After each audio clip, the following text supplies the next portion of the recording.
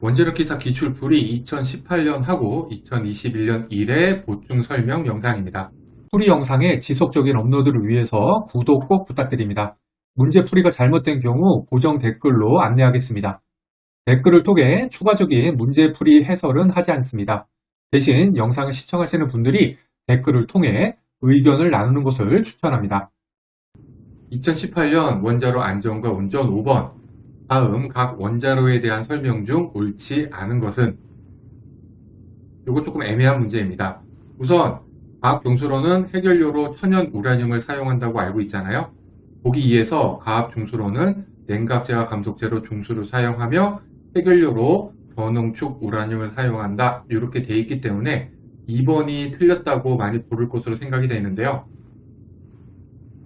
제가 아래 서울대 원자력 위키에서 발췌한 건데, 중수로 같은 경우에는 해결료로 천연 우라늄 0.7%짜리 또는 저농축 1에서 2%짜리 이산화 우라늄을 사용한다, 이렇게 돼 있죠.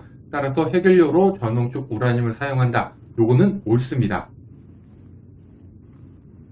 그리고 보기 4에서 액체 금속 고속 증식로는 냉각제와 감속제로 나트륨을 사용하며 현재 상업 운영 중인 원전은 없다 라고 되어 있는데, 마찬가지로 서울대 원자력 위키 발췌했는데, 액체 금속 냉각로는 감속제가 불필요하기 때문에 해결료는 충분한 냉각이 가능한 범위에서 조밀한 격자 배치를 갖는다, 이렇게 되어 있잖아요. 감속제가 불필요하니까 감속제로 나트륨을 사용한다, 이건 틀렸죠.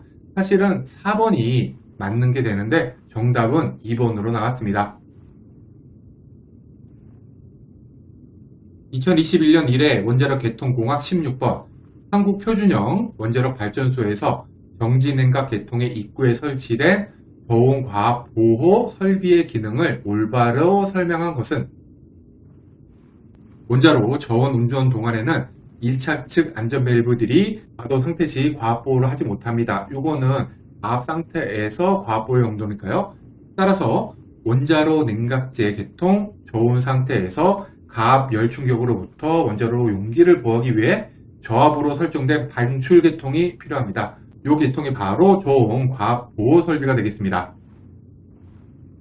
이와 같이 저온 과압 보호 설비의 목적은 저온 상태에서 원자로 냉각제 계통의 압력 과도 현상에 대한 과압 보호로 정지 냉각 계통의 흡입 측 방출 밸브가 그 기능을 제공합니다. 따라서 보기 2, 가압기 만수위 상태에서 원자로 냉각제 계통의 압력 과도 현상에 대한 과압 보호, 이게 정답이 되겠죠? 답은 2번 되겠습니다. 2021년 1회 원자로 안전과 운전 2번. 원자력 발전소의 반응도 제어 계통에 관한 기술 기준으로 옳지 않은 것은? 원안위 규칙 30호를 보면은 원자로 시설 등의 기술 기준에 관한 규칙에 서로 다른 설계 원리를 가진 두 개의 독립적인 반응도 제어 계통이 제공되어야 되고, 그 중에 하나는 제어봉을 사용해야 한다고 나와 있습니다. 따라서 보기 2에서 서로 다른 설계 원리를 가진 두 개의 독립적인 반응도 제어 계통이 제공되어야 하고, 요거까지는 맞지만 그 중 하나는 액체 제어제를 사용해야 된다, 이게 아니죠. 제어봉이 되어야 되기 때문에 2번이 틀렸습니다. 답은 2번 되겠습니다. 21년 1회 방사선 이용 및 보건 물리 10번. 다음 중 베타선이 물질 중에서 에너지 손실에 가장 크게 기여하는 핵종은? 이 문제가 좀 이상하네요. 기여하는 핵종이 아닌데, 아무튼 베타선은 궤도존자와 비탕산 산란해서 물질을 여기 또는 전리시킵니다. 따라서 답은 4번 궤도존자와의 비탕선 충돌 되겠습니다. 21년 1회 방사선 이온 및 보건 물리 13번. 빛의 유입형 비례 계수관을 이용하여 알파선과 베타선을 측정할 때 다음 설명 중 옳은 것은? 일단 가에서 방사능 측정뿐만 아니라 방사선의 에너지 측정도 가능하다라고 되어 있는데, 이 방사선의 에너지 측정이 가능하다는 뜻은 에너지 분해능이 있다는 뜻이죠.